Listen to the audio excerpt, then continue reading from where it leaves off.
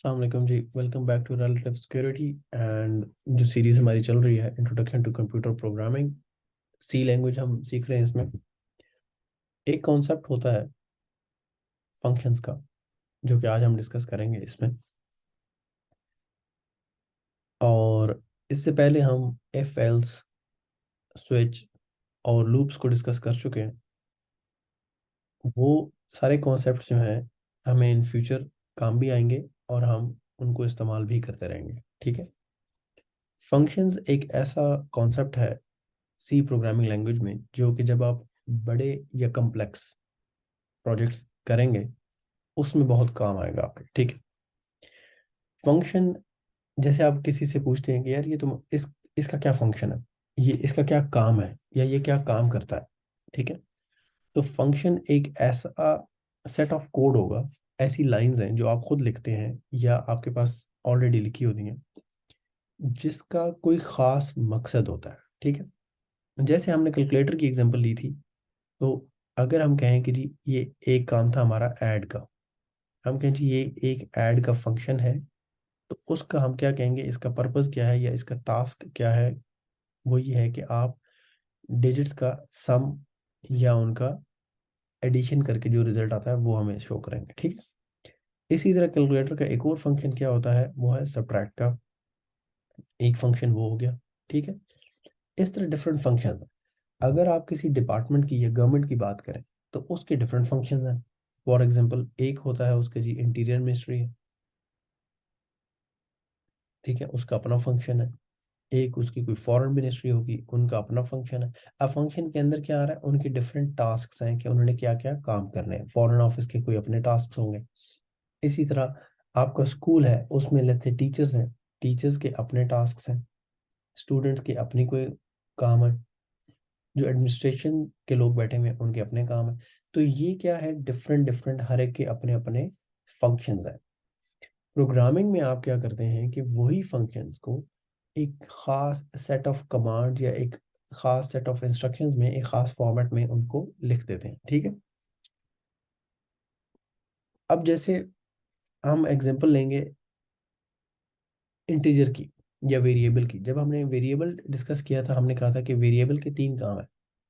एक, आप उसको डिक्लेयर करते हैं, इंटीजर ए। आप उसको कंप्यूटर को बताते हैं कि भाई मैं एक वेरिएबल डिक्लेयर करने जा रहा हूँ जो कि मैं यूज़ करूंगा बाद में, अभी मैंने यूज़ करा। ठीक है, ये आप करते थे डिक्लेयर। ठीक है।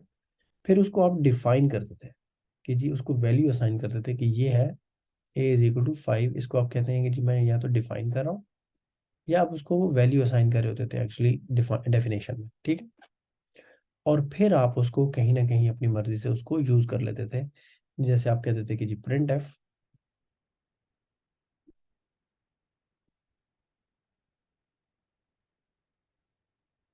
ये यहाँ पर नहीं है। ठीक है। तो इसको हम कहते हैं कि जी हमने उसको कॉल कर लिया या उसको वहां पे यूज कर लिया। ये हो गया आपके वेरिएबल के लिए। जब आप फंक्शन की बात कर रहे हैं तो एग्जैक्टली यही काम आपने फंक्शन के लिए भी करना है।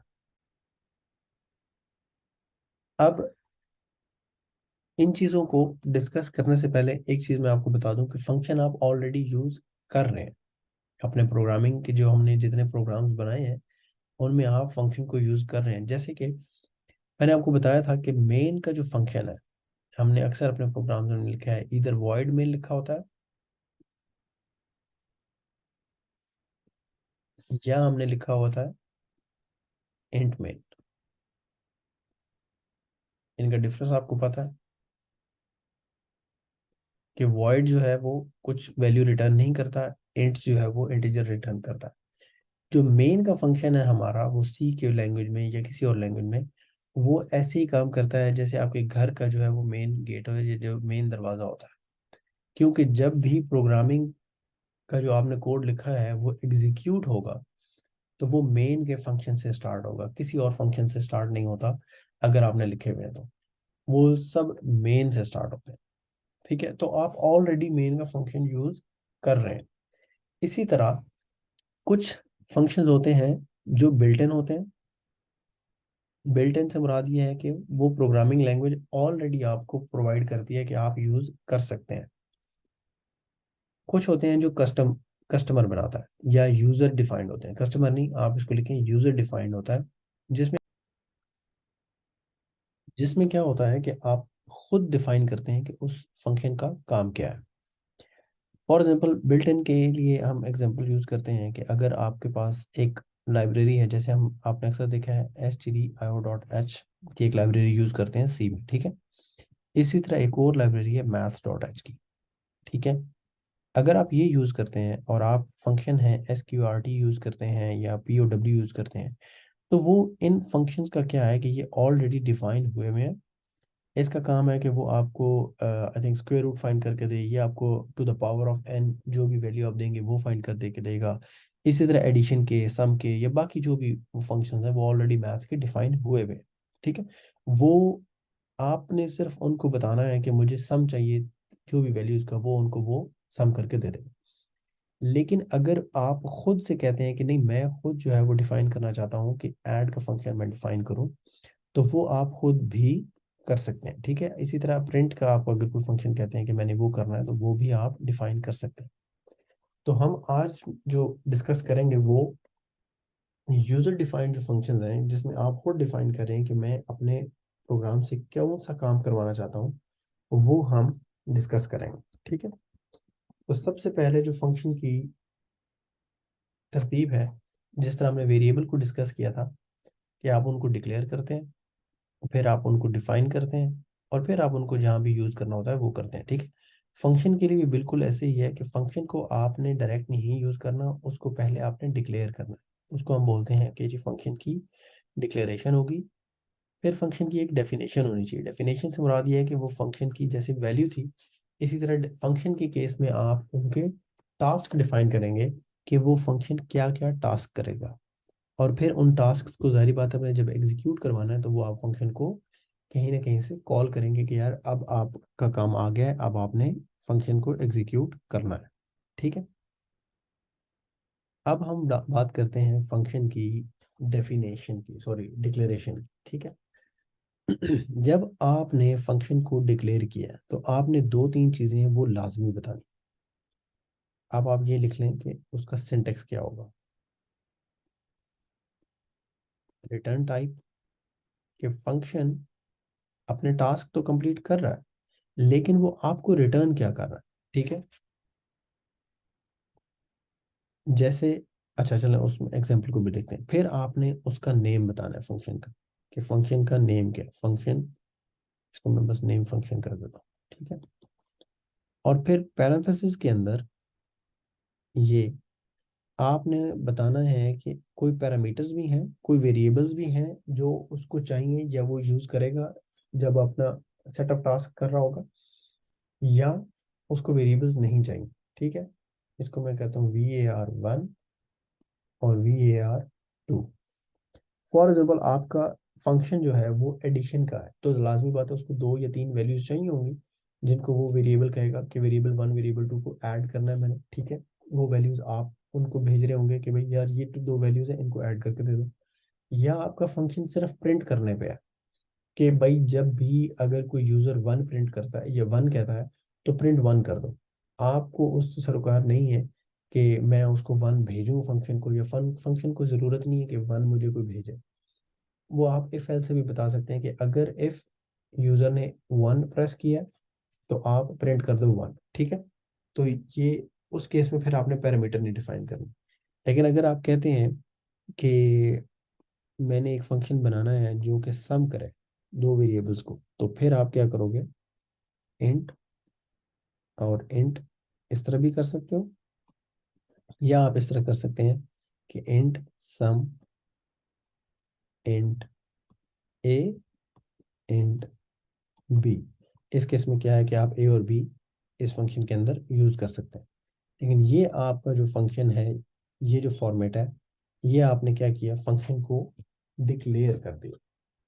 डिक्लेयर करने का आपको पता है कि डिक्लेयर में आप सिर्फ ये बता रहे हो कोड को कि प्रोग्राम में कहीं ना कहीं मैं ये फंक्शन यूज करूंगा, ठीक है। अब इसमें एक चीज आप नोट कर लें कि इसको थोड़ा हम डिवाइड करते हैं। ये इंट जो है ये आपका रिटर्न टाइप है। सम जो है वो आपने फंक्शन का नेम रखा है। ये आप कुछ भी रख सकते थे, ठीक है, ये आपकी रिटर्न टाइप है। ये आपके जो नेक्स्ट हैं ये इंट और इंट, ये आपके पैरामीटर्स की टाइप्स हैं कि वो इंटीजर हो सकता है, ये फ्लोट हो सकता है, डबल हो सकता है, या कुछ और कैरेक्टर हो सकता है। लेकिन ये आपने यहाँ पे ए और बी करके उनको पैरामीटर्स के नेम भी दे दिए कि यार मैं पैरामीटर आपको भेजूंगा, वैल्यूज भेजूंगा पैरामीटर्स की, और आपने उसको किन वैल्यूज के साथ या किन नेम्स के साथ यूज करना है वो आपने बता दिया, ठीक है। और ये आपका सेमीकोलन आ गया। ये आपकी मेन फंक्शन की डिक्लेरेशन हो गई कि ये किसी टाइम पे भी मैं फंक्शन यूज कर सकता हूँ, ठीक है। एक चीज आपने याद रखनी है कि फंक्शंस जो है जब आप डिक्लेयर कर रहे हैं वो आपने सबसे ऊपर डिक्लेयर करने हैं ग्लोबल तौर पे, मतलब मेन फंक्शन में आप डिक्लेयर कर दें कि यार ये फंक्शन नीचे जाके मैं कहीं यूज कर रहा हूँ, ठीक है। नेक्स्ट आता है फंक्शन की डेफिनेशन। डेफिनेशन का फॉर्मेट आसान है, क्योंकि आप जहाँ पे उसको डिफाइन कर रहे होंगे वहां पे भी आपने क्या रखना है कि जिस तरह आपने अभी डिक्लेयर किया है ना, उसमें आपने क्या किया था, रिटर्न टाइप लिखी थी, ठीक है। फंक्शन का नेम लिखा था, फंक्शन नेम, और आपने पैरेंथेसिस के अंदर पैरामीटर्स बता दिए थे, ठीक है। और सेमीकोलन एट द एंड आ गया था। ये आपकी होगी थी डिक्लेरेशन। डेफिनेशन में आप बिल्कुल वही काम कर रहे हैं, रिटर्न टाइप, फंक्शन नेम, और पैरामीटर्स डिफाइन कर रहे हैं। यहाँ पे आप सेमीकोलन की बजाय आप, चूंकि अब आपने यहाँ पे कोड लिखना है, डिफाइन करना है कि यार मेरा जो कोड है या जो मेरा फंक्शन है वो काम क्या करता है। तो आपको पता है जो भी सेट ऑफ इंस्ट्रक्शंस है वो हम करली ब्रेसेस के अंदर लिखते हैं। ये हमने इफ एल्स में भी किया था, फॉर लूप में भी किया था, फंक्शन में भी यही है कि आपने उसकी जो बॉडी है, जो फंक्शन के जो टास्क हैं, बॉडी कह लें या इसको टास्क कहते हैं, वो आपने यहाँ पे डिफाइन कर दी। जब आपको ये डेफिनेशन हो जाएगी तो उसके बाद आप इस फंक्शन को कॉल कर सकते हैं। फॉर एग्जाम्पल आप कहेंगे कि जी int, sorry, sum int A int B open, और आप सिंपल कह देते हैं कि रिटर्न करो ए प्लस बी। तो अब आप जहां से भी सम के फंक्शन को कॉल करेंगे और उसमें लेट्स से आप 3 और 4 एज ए पैरामीटर वैल्यूज देते हैं, तो ये फंक्शन सिंपली क्या करेगा, जैसे ही ये कॉल होगा उसको पता है कि मैंने जो भी नंबर मेरे पास आए हैं मैंने उनको ऐड करना है और वो वैल्यू रिटर्न कर देनी है। तो वो वैल्यू आपने जहाँ से कॉल की होगी आपके पास रिटर्न आ जाएगी। अभी इस चीज़ को भी हम डिस्कस करते हैं कि कौन सी चीज़ कैसे कॉल होती है, ठीक है। अभी आप ये देखें कि हमने ये डिक्लेरेशन देखी, फिर आपने उसकी डेफिनेशन देखी, थर्ड काम रह गया आपका कॉल करने का। कॉल आपने, अब जैसे ये इंटीजर है उसकी रिटर्न टाइप है एक इंट, मतलब वो रिटर्न कर रहा है आपको। तो कॉल करने का उसका तरीका ये है कि आप इंट करें और ऐड करें इज इक्वल टू करें सम। अब ये आपके फंक्शन का नाम है, ये फंक्शन का नेम है, आप इसको कॉल कर रहे हैं और यहाँ पे आप वैल्यूज देते हैं 10 या और 20, और इसको आप सेमी कॉलन दबा देते हैं, ठीक है। अब कोड में जहां भी उसको int add is equal to sum 20 नजर आएगा, वो डायरेक्ट जंप करेगा यहाँ पे और देखेगा कि क्या डेफिनेशन है, ठीक है। जब वो आ रहा है यहाँ से जंप करके यहाँ पे आ रहा है, अपने साथ 10 और 20 लेके आ रहा है, तो 10 ए में सेव होगा, 20 बी में सेव होगा, तो वही 10 + 20 रिटर्न होगा 30 की फॉर्म में। और जब रिटर्न होगा तो ये देखें, इस पूरे को वो कोड क्या करेगा, रिप्लेस कर देगा 30 के साथ। जब क्योंकि उसका जो आंसर है, जो उसका फंक्शन रिटर्न कर रहा है वो है सम, तो ऐड की जो वैल्यू हो जाएगी, वेरिएबल ऐड की वैल्यू हो जाएगी वो 30 हो जाएगी, ठीक हो गया। अभी हम थोड़ा सा इसको बेहतर हालत में करते हैं और एक पूरा जो है ना कोड लिखते हैं, सम का ही लिख लेंगे एटलीस्ट अंडरस्टैंडिंग के लिए, ठीक है। लेट्स से हम कहते हैं जी हैश सॉरी, इंक्लूड stdio.h, ये स्टैंडर्ड इनपुट आउटपुट की आपकी लाइब्रेरी है। ठीक है, आप कहते हैं जी सबसे पहले मैं अपना फंक्शन डिक्लेयर कर दूं इंट सम। इसमें आपने इंट किया कि दो वेरिएबल्स होंगे और ये आपने डिक्लेयर कर दिया। ठीक है, उसके बाद आप कहते हैं कि जी मैं इंट मेन में गया। यहाँ पे अभी हम कुछ नहीं लिख रहे, हम यहाँ पे आए और हमने दोबारा क्या किया कि अपने फंक्शन को ये डिक्लेयर के बाद डिफाइन कर दिया। डिफाइन में आपको पता है कि फॉर्मेट ऑलमोस्ट वही है। इंट आप उसको ए करें, इंट बी करें, और क्लोज करने के बजाय ब्रैकेट्स में लिखें रिटर्न ए प्लस बी।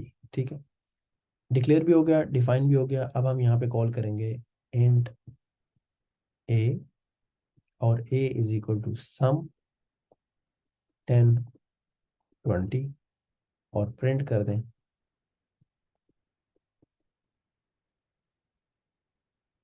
ए। तो ये सिंपली क्या करेगा, जब कोड रन होने शुरू हो गया, वो यहाँ पे आके देखेगा बिल्कुल ठीक है, मेन से बाहर आपने फंक्शन को डिक्लेयर कर दिया हुआ है, तो ही मस्ट बी एक्सपेक्टिंग कि यहाँ पे कहीं पे सम या तो कॉल हो रहा होगा और वो डिफाइन भी हुआ होगा। ठीक है, उसने उसको छोड़ा, वो मेन में आया, मेन में उसने लिखा कि जी ए वेरिएबल डिक्लेयर हुआ है, बिल्कुल ठीक है, लेकिन ए में जो वैल्यू स्टोर हो रही है वो क्या हो रही है कि सम का फंक्शन कॉल हो रहा है और उसमें दो इंटीजर्स जा रहे हैं। वो यहाँ से आगे प्रिंट नहीं करेगा, वो यहाँ से जंप करेगा जहाँ पे फंक्शन डिफाइन हुआ, क्योंकि यहाँ पे उसको कॉल मिल गई है कि मैंने जाना कहाँ है। तो वो सम पे गया और वहां पे देखा, अच्छा उसने कि 10 और 20 को मैं साथ ले आया हूँ, 10 और 20, यहाँ पे 30 वापस जाएगा, तो वो वहां पे ए में 30 सेव करेगा जब कॉल रिटर्न हो रही है।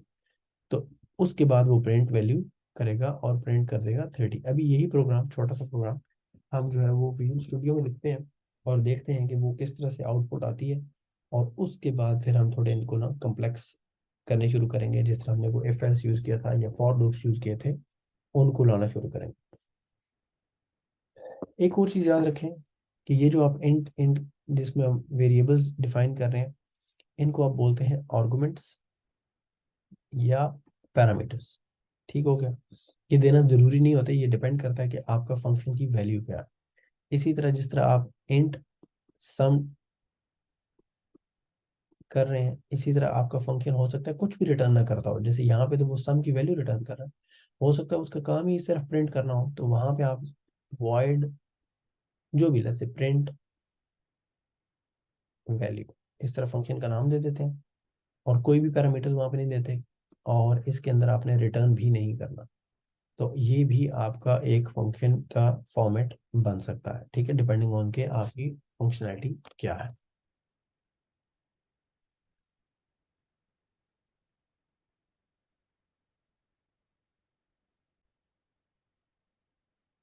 चलिए यहाँ पे हम आते हैं और अब अपने फंक्शन को लिखने शुरू करते हैं। सबसे पहले हम कहते हैं कि int sum, int int and that's it.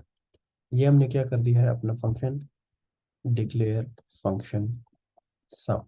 ठीक है, फंक्शन का नाम हमने सम रखा और वो डिक्लेयर कर दिया। देखें, जैसे ही हमने डिक्लेयर किया है, आपका विजुअल स्टूडियो आपको एरर दे रहा है कि function definition for sum has not been found.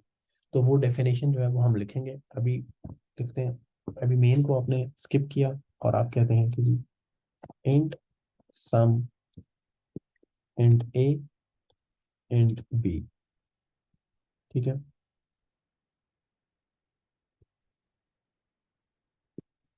Value क्या है, रिटर्न करें ए प्लस बी। सिंपल, ये भी हो गया। अब आपने इनका फंक्शन डिक्लेयर कर दिया है और उसकी डेफिनेशन भी दे दी है, डेफिनेशन ऑफ सम फंक्शन।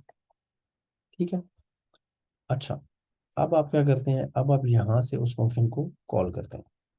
आप कहते हैं कि इंट ए, एक आपने वेरिएबल डिक्लेयर किया, और आप कहते हैं ए इज इक्वल टू, अब पहले आप क्या करते थे, यहाँ पे 5 दे देते थे या कोई भी वैल्यू आप असाइन कर देते थे। इस दफा आप कहते हैं कि मैं वैल्यू खुद असाइन नहीं करूँ, मैं चाहता हूँ कि जो भी सम का फंक्शन रिटर्न करेगा वो वैल्यू मैं ए को प्रिंट करूँ, सेव करूँ, ठीक है। और फिर आप कहते हैं कि print F value of A is D, क्योंकि जाहिर बात है वो रिटर्न इंट कर रहा है, तो आप वो एज ए परसेंट डी करेंगे और ये कर दें, ठीक है। और आपका चूंकि ये मेन भी इंटीजर है, रिटर्न टाइप मेन फंक्शन की, तो आप रिटर्न जीरो कर देंगे। अदरवाइज अगर आप उसको ये रिटर्न वगैरह नहीं करना चाहते, तो अगर मेन पे आप वॉइड कर देंगे तो वो रिटर्न एक्सपेक्ट नहीं कर रहा होगा, ठीक है। अभी देखते हैं कि जी आपका प्रोग्राम क्या करता है। हम एक्सपेक्ट कर रहे हैं कि उसको value of A is equal to 30 print करना चाहिए, जो कि उसने हमें प्रिंट वैल्यू करके दे दी, ठीक है। एक और फंक्शन लिखते हैं, उसमें हम कहते हैं कि हमें कुछ भी नहीं करना, उसमें जो उसकी रिटर्न टाइप कुछ नहीं है, वो वॉइड है और वो प्रिंट करे, ठीक है। अभी यहाँ पे हम एक और फंक्शन करते हैं, वॉइड जस्ट प्रिंट के नाम से हमने एक फंक्शन कर दिया, और दैट्स इट। यहाँ पे उसने फिर हमें एरर दिया, मतलब एक वार्निंग सी दी, या उसने बताया कि जी जस्ट प्रिंट की आपकी वो डेफिनेशन नहीं है, उसको हम डिफाइन करते हैं।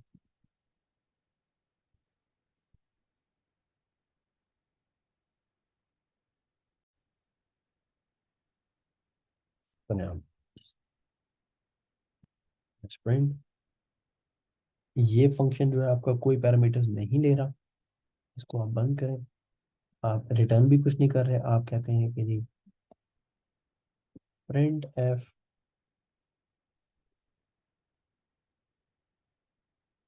Just for printing. ठीक हो गया जी। इसको देखें, लिखेंगे विद वॉइड जस्ट प्रिंट, ठीक है, क्योंकि यहाँ पे हमने इंट कह दिया, हालांकि ऊपर वो वॉइड था, इसको भी आप वॉइड कहेंगे, void just print, just for printing. Void इसलिए कि क्योंकि वो आपको रिटर्न नहीं कर रहा। अब आप देखें, आपके पास दो फंक्शन है, एक है सम का और एक है जस्ट प्रिंट का।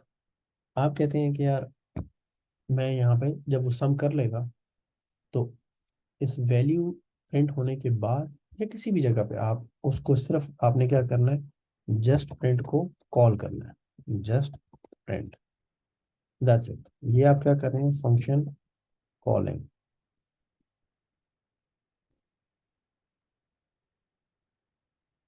अभी आपको मैं दिखाता हूँ कि फंक्शन काम कैसे कर रहा है। आपने एग्जीक्यूट किया, वैल्यू ऑफ ए देखें, सबसे पहले फंक्शन प्रिंट हुआ, ये आपके बिल्कुल लाइन नंबर 7, ठीक है, क्योंकि ये ऊपर डिक्लेरेशन है, ये उसने एक्सेप्ट की। उसके बाद वो आया कि जी ठीक है, लाइन नंबर 7 मैंने प्रिंट की है, फंक्शन प्रिंट किया उसने। उसके बाद उसने देखा कि इंट एक डिक्लेयर हो रहा है वेरिएबल, और उसमें जो फंक्शन सेव हो रहा है, सॉरी जो वैल्यू सेव हो रही है, वो एक फंक्शन है जिसके अंदर दो पैरामीटर्स हैं 10 और 20 के। उसने यहाँ से आगे आने के बजाय क्या किया, जंप किया सम पे, जहाँ पे वो फंक्शन था, उसको एग्जीक्यूट किया यहाँ पे इस फंक्शन को, लाइन नंबर 20 एंड 23 को। और उसने देखा कि फंक्शन जो है सम का, वो है ए प्लस बी, मतलब 10 प्लस 20 करना है 30, और वो उसने ला के ए में सेव कर दिया। उसके बाद वो नेक्स्ट लाइन पे आया, उसने कहा कि जी अब मैंने वो वैल्यू प्रिंट कर दी है, एंड देन अगेन वो गया जस्ट प्रिंट पे। यहाँ पे उसको नहीं पता कि मैंने जस्ट प्रिंट का क्या करना है, वो दोबारा जंप करके गया जस्ट प्रिंट पे, और उसने वो जस्ट फॉर प्रिंटिंग करके रिटर्न कर दिया 0, ठीक है। अगर अब आप ये देखें कि मैं फंक्शन के कॉल करने की जगह चेंज कर देता हूँ, मैं कहता हूँ मैंने वैल्यू प्रिंट होने के बाद सम की नहीं कॉल करना, जस्ट प्रिंट को मैं पहले कॉल करना चाहता हूँ, तो अब आप बताएं कि पहले क्या प्रिंट होगा, सम प्रिंट होगा या जस्ट फॉर प्रिंटिंग पहले प्रिंट होगा। जैसे कि अब जस्ट फॉर प्रिंटिंग पहले प्रिंट होना चाहिए, क्योंकि वो जैसे ही यहाँ पे आएगा वो देखेगा कि ए का वेरिएबल डिक्लेयर हुआ है, और फिर जस्ट प्रिंट का फंक्शन कॉल हो गया। तो जब फंक्शन कॉल हो जाता है तो वो वहां से स्विच कर जाता है, मतलब वो जंप करके उस फंक्शन की डेफिनेशन पे जाता है, उसको एग्जीक्यूट करता है, और फिर वापस आके उसी लाइन से, मतलब वो लाइन 11 से स्विच जंप करेगा 28 पे, 29 को वो प्रिंट करेगा, और फिर वापस जाएगा लाइन नंबर 12 पे, और वहां से प्रिंट करना स्टार्ट करेगा। एग्जीक्यूट किया आपने, अभी देखिए फंक्शन प्रिंट किया उसने, फिर सबसे पहले उसने प्रिंट किया जस्ट फॉर प्रिंटिंग। उसके बाद उसने वो सम की कॉल देखा कि फंक्शन कॉल हो रहा है अब सम का, और मैं अब जाके ऐड करूं value of A is equal to 30।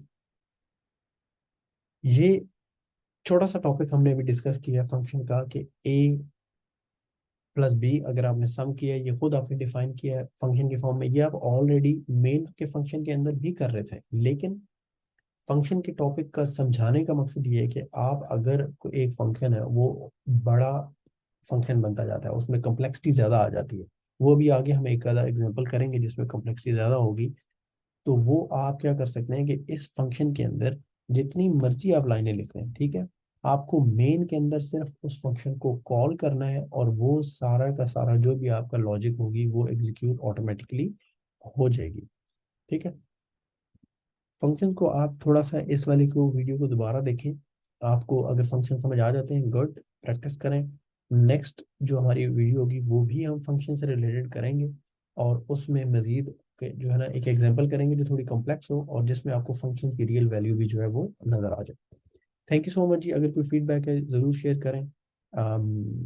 Videos को लाइक करना, सब्सक्राइब करना, चैनल को मत भूलिएगा। Thank you so much.